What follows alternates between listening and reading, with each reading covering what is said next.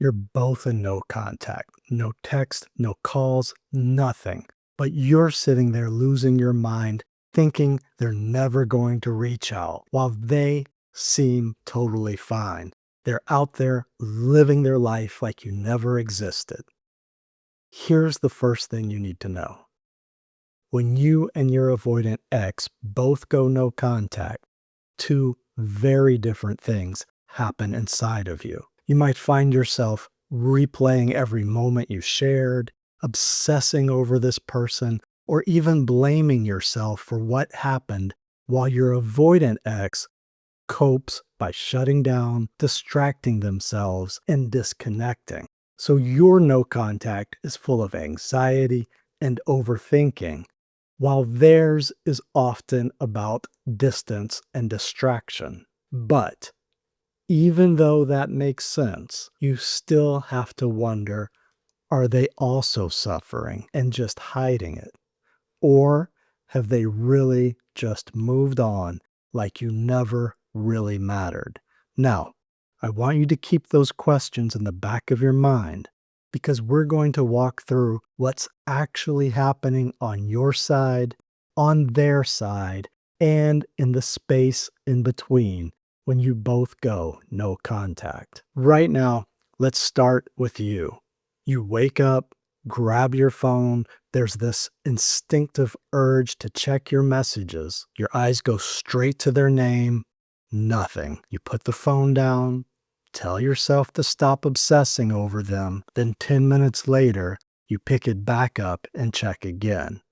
The first thing to understand is that this is just your attachment system on high alert. It's scanning for any sign that the connection is here, you're not being abandoned, so you can settle down and feel okay again. Now, let's zoom in on the avoidance side. Your ex also went no contact. No messages from them, no I miss you, no can we talk, nothing, because their attachment system is activated also.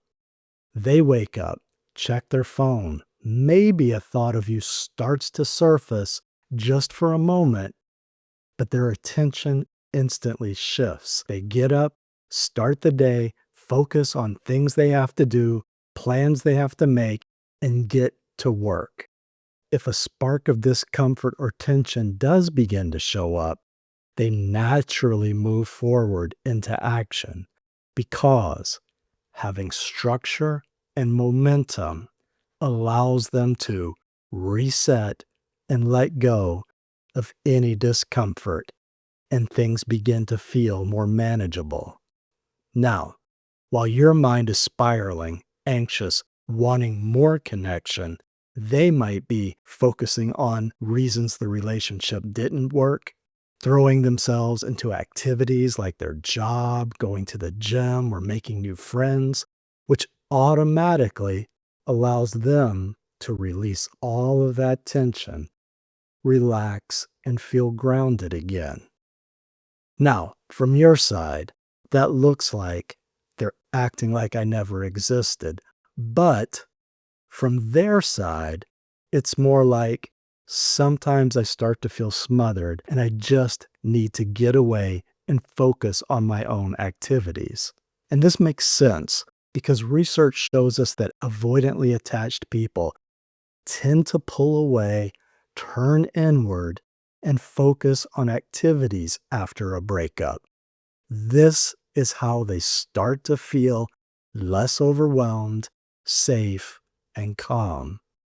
Now, that's why you scan their socials, see them out with friends, or even with someone new, and it feels like you've been replaced or that you just never mattered at all, even though you both shared this deep connection between you.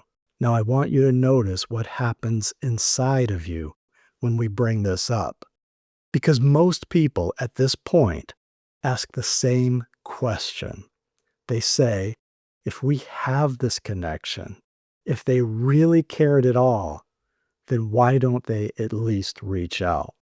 Now, if it isn't clear yet, The answer is this. It's because they have a different attachment style. Your attachment style copes by pulling closer, but their attachment style copes by stepping back. So I want to slow down here and say this next part carefully, because this might not feel good at first, but it's honest, and it's usually the moment things start to make sense. Now, what really feels right to you isn't automatically right for someone else. You reach out for reassurance, they pull away to feel safe.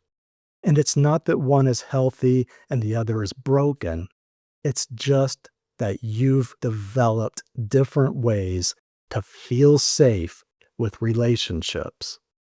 Now, let's put it all together and look at what really happens when you both go no contact. For you, no contact often feels like withdrawal. You're used to regulating your emotions through contact, reassurance, and knowing this person is here for you. Now, cutting that off feels like cutting off oxygen. That's why you replay every conversation, stalk their profiles, wait for the text, hoping it will allow you to feel calm and connection once more. Now, ironically, research shows us that given enough time, it's maintaining distance that allows you to let go of stress, settle down, and begin to feel like yourself again, because you're no longer triggering your attachment response. And for them, being in no contact can make it easier to shift focus, start to turn down those intense emotions, and feel some relief. Now, slowly, as time moves forward and dynamics begin to shift, those emotions can resurface and they return. Now, what that ultimately means to you is this: no contact is really about interrupting the cycle that keeps both of you stuck. But there's a problem. Most people try to do no contact by relying on willpower. They tell themselves, I just won't text. And for a little while, that works. But then something happens. You see a post that hits you in the stomach. They finally reach out and you don't know how to reply. Or it's late at night, you can't sleep, and your brain won't stop replaying everything that went wrong. And that's the moment where no contact starts to feel impossible, because you're human. Your attachment system is activated and there's no structure to follow when it all feels so hard, so unbearable, and so overwhelming. Now, without structure, your mind goes back to whatever feels familiar. The anxiety starts to build, you feel lonely, you begin to reread old messages, decide to just check in with them, or send that closure text, and you undo all of the progress you've made. So, instead of asking you to rely on willpower alone, I built something for exactly this moment. It's called the No Contact Safety Net. This is not about changing who you are. It's not about making someone regret losing you. And it's not about forcing yourself to stay silent no matter what happens. This is about giving you a clear and easy framework to follow when you start to feel panic, confused, or like you're losing your mind and just need to know what to do next. You'll get a step-by-step guide for the first 7 days of no contact, a plan for any time you break no contact, pre-written replies to use if they reach out so you don't react in a way that you regret later, and powerful techniques to help you feel calm, clear, and in control when things feel difficult. Now remember, the goal isn't perfection. It's okay if you make mistakes. The goal is having something steady to follow when your emotions feel unpredictable. The no contact safety net is linked below if you want something structured to lean on right now. You've been learning about attachment styles and no contact throughout this entire video, which means that you're starting to gain some real clarity. Now, that means you're not just completely lost anymore. You're starting to understand what happens when you both go no contact and why you feel the way you do. So here's what tends to happen next for people when things are starting to click. The first thing is they stop calling themselves crazy and start getting specific. Instead of saying, I'm losing my mind, it becomes, I'm waiting for a text. I keep checking my phone because silence genuinely feels threatening to me. Noticing and naming that matters more than you might think, because research shows us that simply naming what you're experiencing can actually help you let go of your anxiety. Now, you stop reacting on autopilot and start responding with intention. And that's not a small thing. The second thing is they realize they can't control what their avoidant ex does, but they can start noticing how often they fuel their own panic.